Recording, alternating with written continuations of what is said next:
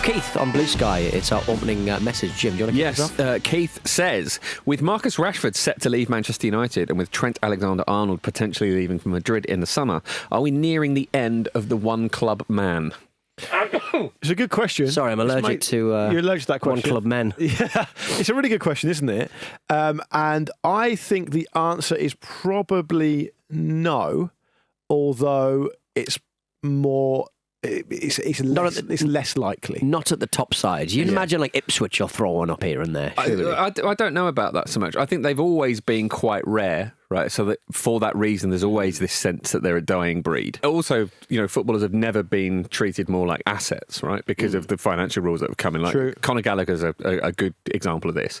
I know he wouldn't necessarily be a one-club man because he had some loans, and I don't know where you stand on that. Are you truly a one-club man if you've had loans? Maybe that's another question. Most players who are talented have loans, don't they? Just to sort of cut their teeth like a little bit. David Beckham at Preston North End, Ashley Cole at Crystal Palace, Good point. Harry Kane at Leicester. Like these ones you don't think about, or Leighton Orient. Anyway, John Terry did one as well, didn't he? Is that I can't remember right? where it was, but he did one. Anyway, separate point. I think so. Conor Gallagher is somebody who was doing really well at Chelsea, was really liked at Chelsea, didn't really necessarily want to move, but the financial situation Chelsea found them in meant that they had to move him on to Atletico Madrid. It's kind of worked out well for everybody, but that sort of transfer certainly in the past few windows has become a bit more common, isn't it? Like obviously Newcastle have lost players that they didn't want to lose it, like Elliot Anderson and Jakob Minter, players they would have liked to keep. Yeah, exactly. So I think Anderson was so good against Villa. Yeah. I think that makes it a bit more likely that we'll see less of it. Can I put another little conversational hot potato right into the mix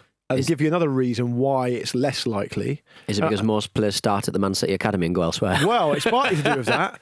It's partly to do with that because if you're a really talented young kid now, you're not going to stay, or you're less likely to stay at your local club. So the example I would use, he's now no longer a one-club man because he's moved to Manchester United, but Mason Mount came up in Portsmouth, was at a local team in Portsmouth. Because of the way the world is now and because of EPPP, which I mention every single mailbag because it's related to so much different stuff in football, he was off to Chelsea at the age of like 7 or something. And it just in the past that never would have happened. Now Mason Mount's 7 is probably very young. I think that Dick Whittington-esque. if you go there at 7, you probably do develop an affinity with the club and you might want to stay there longer. But if you're being moved from everything you've ever known in your hometown at, say, the age of 15, because Man City think you're brilliant, and you go to Man City, I just don't think you're going to have as much of an affinity with Man City as if you, as opposed to when you have been at your local club growing up all the way through and develop that kind of real link and bond with them. So I think footballers are more asset-like and more transient these days generally for all those different reasons. Coming from Portsmouth yourself, how was it like sort of converting to drinking clean drinking water? Yeah, I've never really taken to it, to be honest. And I will take that from many, many people in my life. I will take that kind of insult from probably 90% of the people in my life. I would say that. But I can't take it from you. Lot of fluoride in our drinking water. Yeah.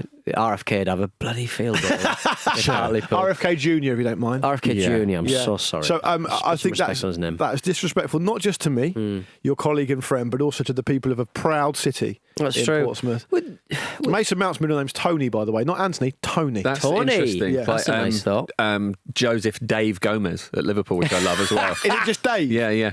Very nice. Brilliant, isn't it? Nice. Another thing on the one-club man as well, I think some of the most famous examples of it are people like Ryan Giggs and Paolo Maldini, where if you manage to break through a club of that scale in like a major city where you are surrounded by friends and family and essentially become a kind of a massive deal in a big pond, then you probably don't want to leave, right? And there's probably every reason to stay for those particular examples. So I think you will always get players like that. I mean, even Steven Gerrard went to LA Galaxy at the end. So perhaps there are examples of there are late stage destinations for players now that mean the one club man is even less likely because they might get a big payoff somewhere else. Like Paul Scholes going to Royton Town and Oldham for a couple of games. Exactly. Yeah. Giggsy probably wanted to stay around his brother.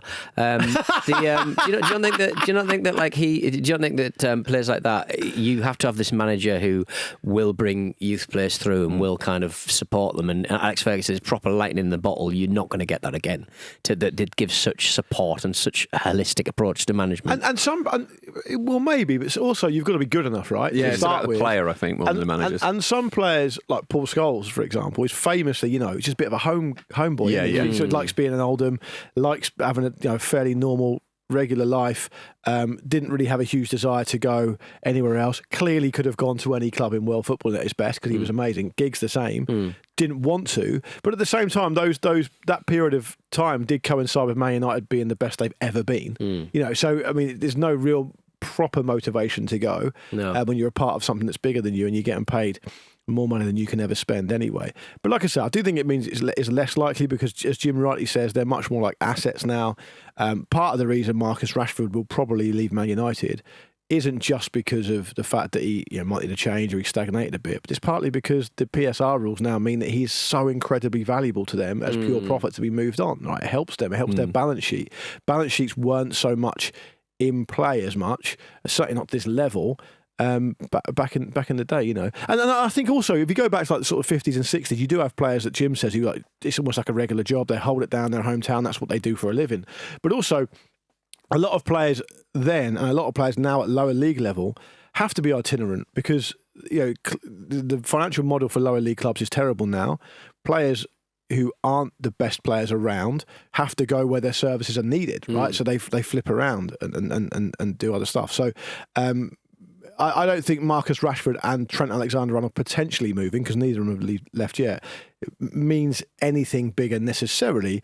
But I do think it's a conversation around the fact that it's less likely to happen now because the world is just smaller, right? You're much more likely now that if you're good at your job in London, depending on the industry, it's much more likely you to go to New York or somewhere else than it would have been 30 years ago or whatever. So. The one thing you can't do over Zoom, though, is football, in many ways. Yeah. However, unless you're Jurgen Klinsmann. Unless you're Jurgen Klinsmann. Very, very, very good point. All right, let's move on to Ezra, who got in touch via Blue Sky. Which club's fan culture do you admire the most, even if it's not your own team, and why? The Arsenal store.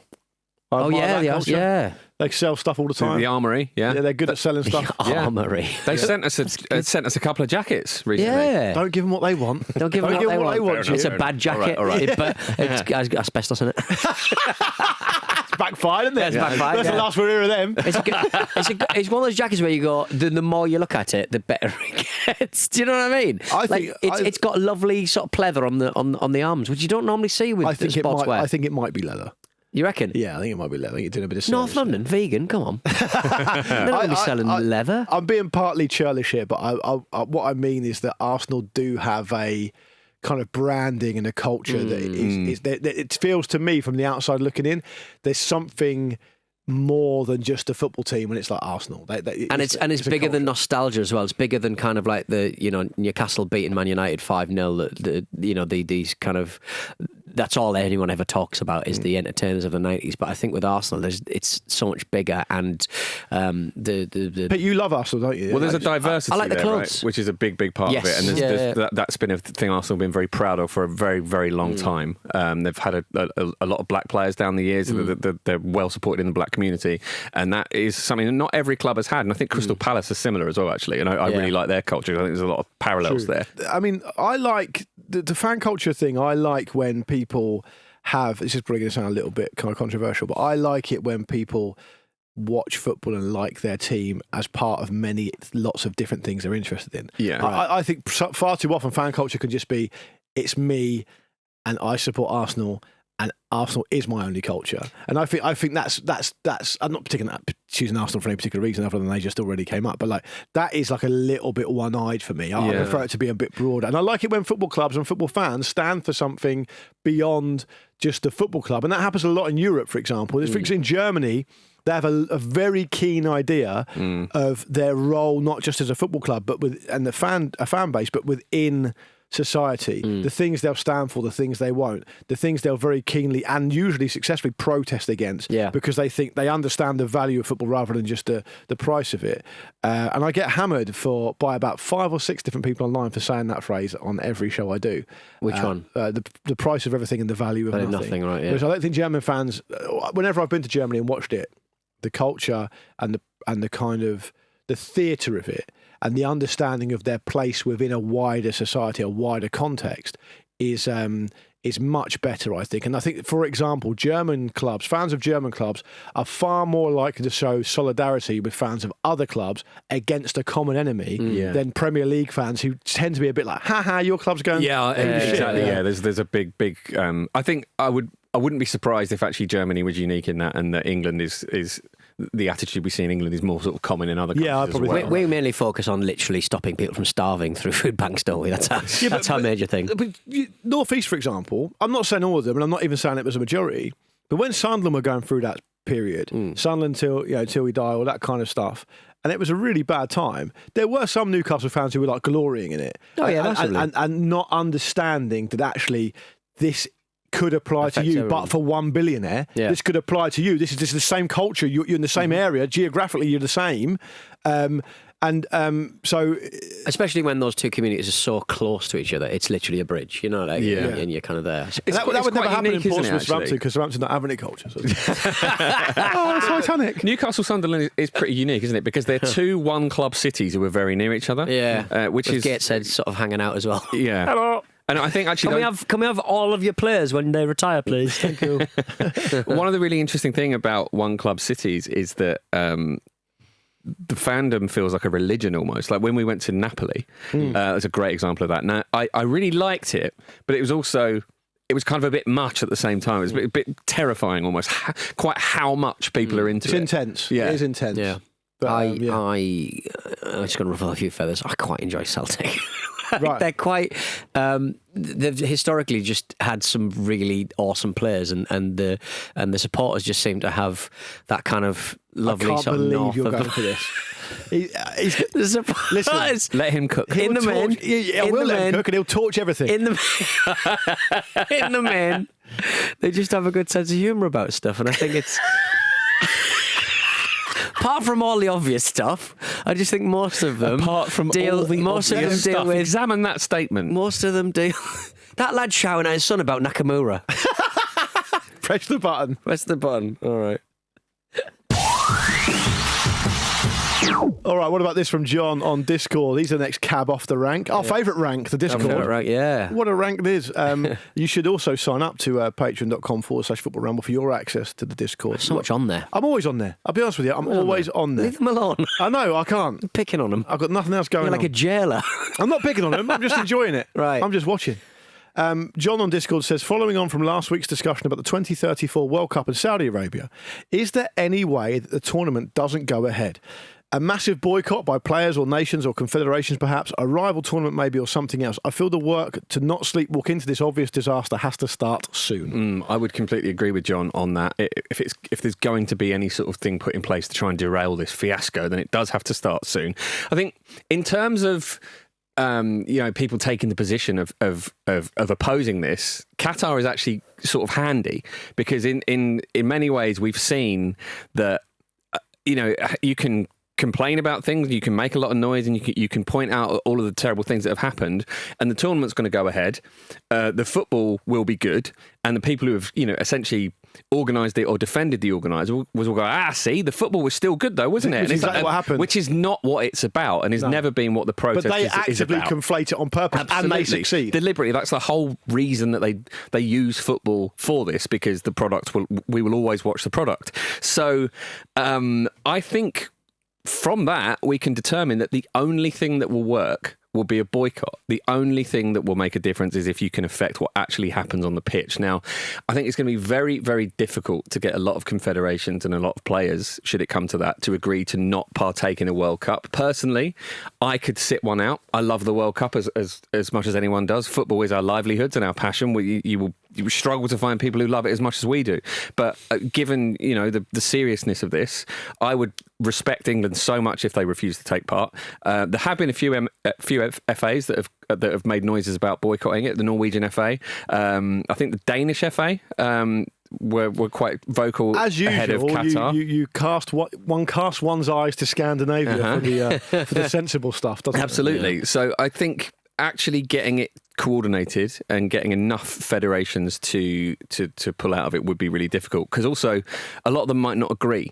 A lot of them might think, the world's complicated, life is complicated, it's just football, keep politics out of it, etc., etc., etc., which is what the organisers want people to say. And you have to acknowledge that some people do say that and do go along with it. And every government is compromised for money flowing in from that area and oil. So it's going to be complicated, but I think, the only way to stop it or to have it hosted somewhere else is going to be to convince enough nations to not take part. And do we think that's possible? No. I don't think it is. I don't have a problem with anything you said. Broadly, I sympathise with it. I just think weirdly enough, for the reasons you started off by saying around the Qatar thing, I think it's very, very unlikely that it doesn't go ahead.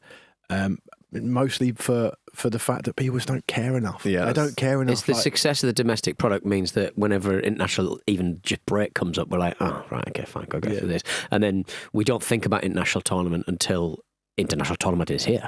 And then we're very excited. But it just doesn't, but it's not conducive for a build-up of negotiations. A groundswell of kind of, yeah. There's no way it's gonna, in my view, be boycotted. And I think the reason for that is Qatar, and a reason that you haven't mentioned, Jim. It's just that we knew the problems with Qatar. But we also knew the process was totally corrupt. Yeah. And it still didn't stop it. It still happened. And I think that what that gave really FIFA was, I know it's a slightly different set of people. I mean, Blatter compared to Infantino and maybe one or two other different. When Blatter's the canary in the mine.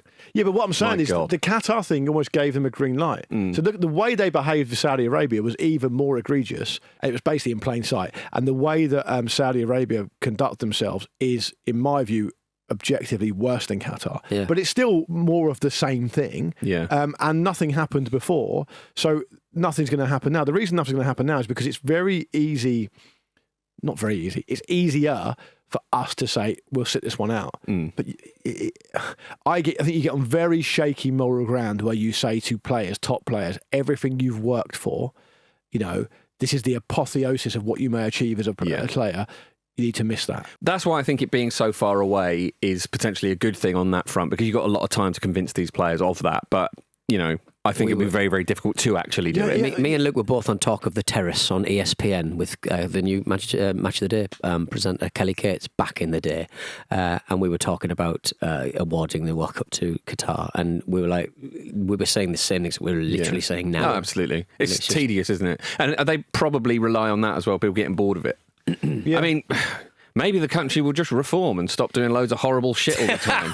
That's an easier way out, isn't it? The same way the players aren't going to be that involved is the same way, look at all the people who work for BP or BAE Systems or whoever you decide you think is morally objectionable. People still do it because people the world is complicated. Yeah, people do stuff. People need jobs. People want to achieve the best they can. And actually, it's not the players' fault. Like, the thing is, you're asking them to take responsibility for something that isn't really their fault. Now, they're probably part of it, but it's not their fault. And we've also browbeaten footballers into never really expressing anything slightly political. Look at how we dealt with players like Marcus Rashford and stuff, and that wasn't even a political thing. Just putting food in kids' bellies. To be fair, I hammered Jordan Henderson. That's a good point, actually. There was a point where the England team kept being accused of being Marxists. the debate becomes ridiculous very quickly, doesn't it? Yeah. Anyway, so Jack Grealish is not a Marxist. No, great. If you take one thing from this episode, you're a new listener. You take one thing from this episode. He drinks like some of the Soviet era leaders. I tell you what. Good God.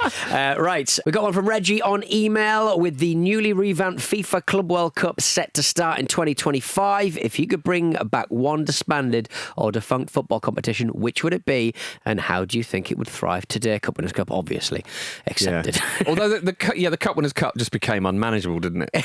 Do you think it'd be more manageable now? Why do you think it was unmanageable? Well, I think because generally more teams get into Europe through the league positions now. So generally the winner of the cup has qualified for Europe through some other means. It just became untenable. So, exactly. And I think that's a real shame.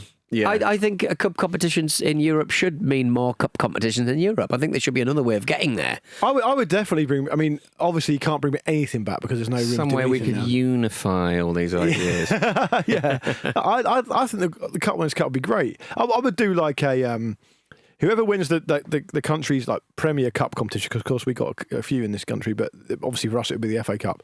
Whoever wins the equivalent of the FA Cup in all those countries, they send a team through to the Cup Winners' Cup. It's totally unseeded. It's a straight knockout, and you go from there. Yeah, straight knockout would be amazing. That'd be great. That would be really good.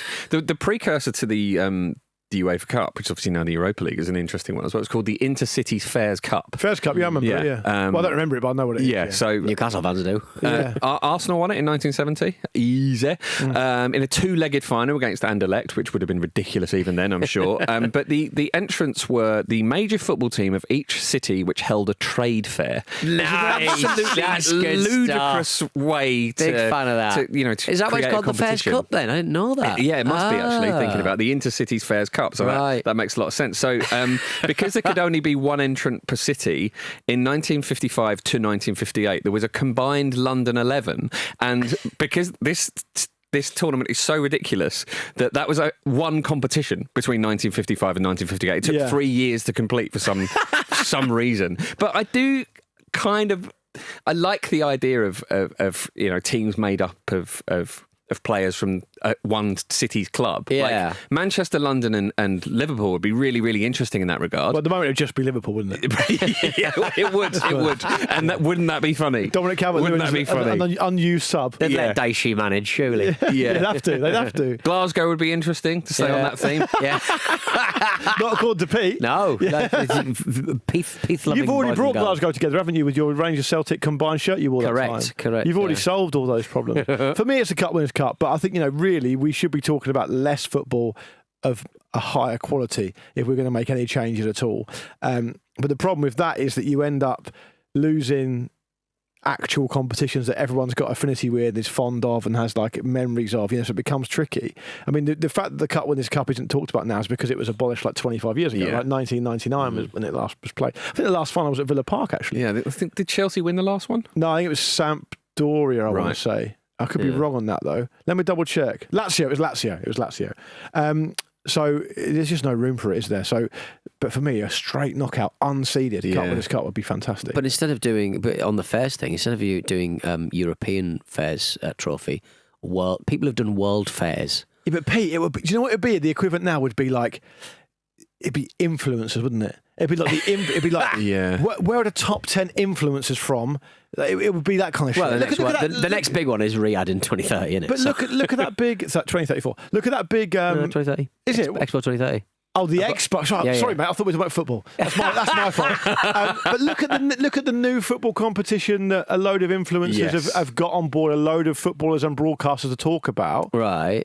It's absolutely baffling. I've missed this, to be honest. What's Did you this see about? Jim? I've watched about half the video. I was like, I don't understand the rules anymore. It's called the Ballers League. Yeah. It's a load of retired ex-pros, isn't it? And the Sidemen. It's KSI and the Sidemen. John Terry's involved. Nothing else to do. Yeah. And it's essentially, it starts in March, runs through May. It's an indoor football tournament with 12 teams, and then there's like a playoff thing at the end. But it's like it's a combination of like players, or I think it's a combination of players who've been released from academies, futsal players, retired pros, possibly influencers as well.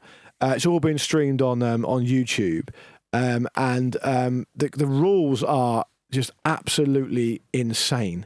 So during the final 3 minutes of each half, they're going to do things like long-range goals count as double, and goalkeepers are not allowed to use their hands for 3 minutes. And I can't help but think that there'll be a set of players who can't administer the game as discussed beforehand. Yeah. Never mind these. Watch wild the video rules. and watch how Gary Lineker reads his script. Well, we've seen Gary Lineker talk about our particular art form podcasts, and he didn't look particularly into it, let's say. So it's probably worth sort of watching just for that, really, just watching a man really chow down on some money. Nom, nom. I'd watch Gary Lineker eating money. Just for the record, I would have taken the money if they'd asked me. Absolutely. Right, yeah, nice. Oh, definitely. I'd chow down on that. There's still a bit of money. I would wrap a crisp in some money and eat that. Prawn cocktail, please.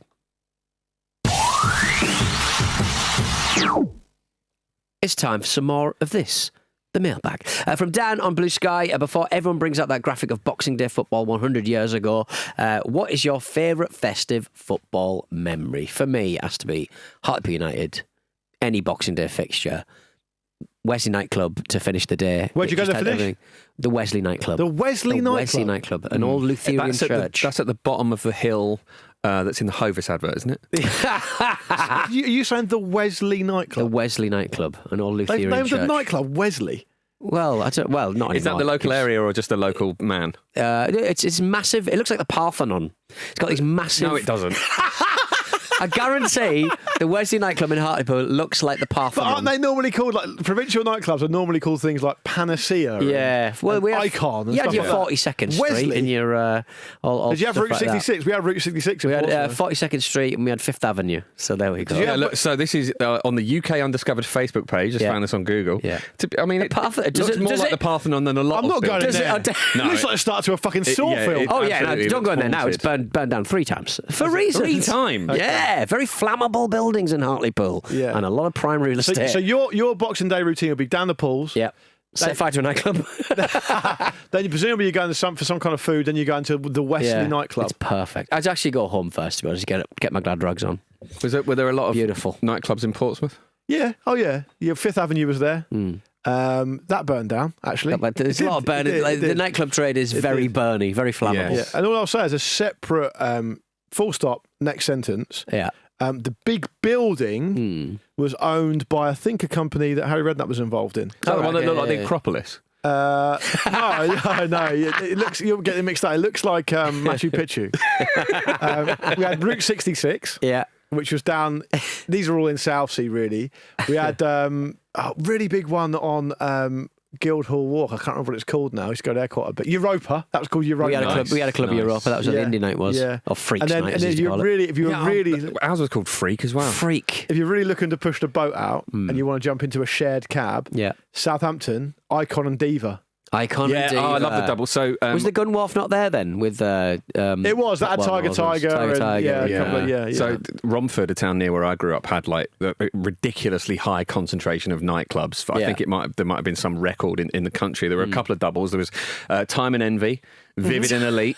We had Time and Envy. We had Time and Envy. Yeah. There was one called Liquid. There was Opium Lounge. There was Hollywood's, which was legendary for a little while, but I think it's flats now. There was Brannigan's, McCluskey's. Bloody hell. Secrets. Secrets. Secrets. That's got to be, That that's sounds adult. That's That got to be an sounds exotic adult. dancing bar, Yeah. surely. Secrets. The story about Secrets was that it was Don't tell the a man bought it, got it listed to increase its value, Yeah. then tried to have it demolished to have it turned into flats. It's like it's listed. You can't. Right. You can't do use this. listed it, you silly man. So my festive football memory. No, what's your favourite nightclub?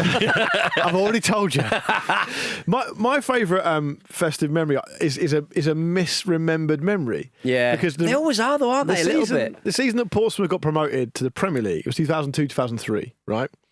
And I thought that on Boxing Day, Portsmouth beat Derby County 6-2 in front of a packed Fratton Park. Because that season, Pompey were selling out every week. And I was like, oh yeah, I'm definitely going to talk about that. That'd be fine. I remember Yakubu getting a couple. Todorov, who was top scorer that season, scored a couple. It was brilliant. We had Paul Merson scored for us. Matty Taylor played and scored. I thought, it's an amazing Boxing Day. I looked back over the summary of the season on the Portsmouth website, and actually, Portsmouth played out a fairly drab 1-1 draw at home to Crystal Palace on Boxing Day that year. That's weird. And it was actually Derby County was at the start of February. But I've conflated them in my mind. But you not think that that's the worst thing about football is that you have these sort of legendary memories, but you can usually go back and watch those legendary memories, and you're like, that didn't happen. Yeah. I think it's something like 20% of memories are false. So obviously football's going to be susceptible to that. as well. So, and it also reminded me of the player I was probably most excited to sign for Portsmouth at that time, who was Mark Birchall. Do you remember him? No. So he came through at Celtic. He's basically almost exactly the same age as me. He came through at Peak Donaldson Celtic. And Portsmouth got hold of him for like $500,000 or something because I guess he just couldn't make the grade at Celtic or whatever. Yeah. And I have never been more convinced that a player's going to be an absolute world beater. He was capped by Scotland by that point. He's like a really quick, like nippy, almost like a Michael Owen type character. I might be going too far here again, guys, but it's Christmas, so forgive me. I think there might have been chat that he was like the Scottish Michael Owen at Celtic. Right, yeah, okay. Never really worked out for him. Came to Portsmouth, didn't really do much, and suffered from the fact that Portsmouth then got promoted to the Premier League, couldn't really cut it. But he did score a goal or two in that season, and that unlocked quite a nice memory for me as well. So my answer to Dan's question is Mark Birchall and his promise playing in the non-existent game on Boxing Day of 2002 against Derby County, which happened in February. Hope that helps. Nice. Yeah, and Tim Howard scored from his own box for Everton against Bolton. On Boxing Day? 4th of January, but I'm gonna count that. Yeah, I think, that's fair. To me, the cut-off is the 1st of Jan. Well, I don't know. maybe I'll just remember it happening on the 1st of January. It works for me. If we could do that. It is Christmas, so Jim? Tom's been in touch on X. He says, if you could give one Premier League manager a gift for Christmas, what would it be and who would you give it to? Now, I think it's generally a quite lazy present to give somebody sort of like bath oils and candles and things like that. Yeah. But I think if there's ever a man who needs it right now, it's Pep Guardiola. Yeah. It might actually be quite a good gift for him. Are you bathing him yourself? Yeah, why not? Because he's going to need some comforting, isn't he? Like a little bald baby. That's conjuring up an image. What are you wearing? He's obviously naked. He's in the bath. What are you wearing? I am wearing his clothes. So he knows what it's like to be managed for a bit. And he's screaming because the salt's getting his wounds. Are you shampooing his head or just soaking? Yeah, because I want him to have the full experience. Okay. Yeah. You know what? I'll get him a little wig and I'll shampoo that. That's very nice. I'd get Eddie Howe a big bit of driftwood that's like bigger than any bit of driftwood, like the size of the hull of a ship. And I'd write down or carve into it loads of inspirational messages like love yourself first, then others, live your best life always, love wins, live loud, laugh more, find your joy, embrace laughter, love conquers all, dream, believe, achieve, all that stuff really. Nice. And I think he'd love so that. So that's a bit like the ship of Theseus, isn't it? That philosophical thing. Yeah. Right. What do you mean? If I keep on the idea is that the ship of Theseus, I think, is like it's a metaphor for being replaced. You keep replacing triggers broom essentially. Everything getting does it still remain the original ship? Right. That's what it's reminding me of. What? Because I said the word ship. Well, you said driftwood. It's not going to hold ship. Yeah. I don't think Eddie Howe's. I think. And you know what? Laughter is a reset button for the soul, isn't it? I think Jason Tyndall's the live, laugh, love guy. No, Jason Tyndall is if you can't handle me at my worst, you don't deserve me at my best. Tyndall's a bit bawdy. He says things like, I told my wife she was drawing her eyebrows too high. She seemed surprised. Yeah. No, Jason Tyndall. That's in the list of live, laugh, love thing quotes I've just got. If you could sum Jason Tyndall up as a phrase, it would be my wife said it was me or the beer. I'm going to miss her. Yeah. Okay, that's. Speaking of which, Beer 52, Sean Dyche, easy. I was going to say Sean Dyche, big old punch in the face. That's not a Christmas present.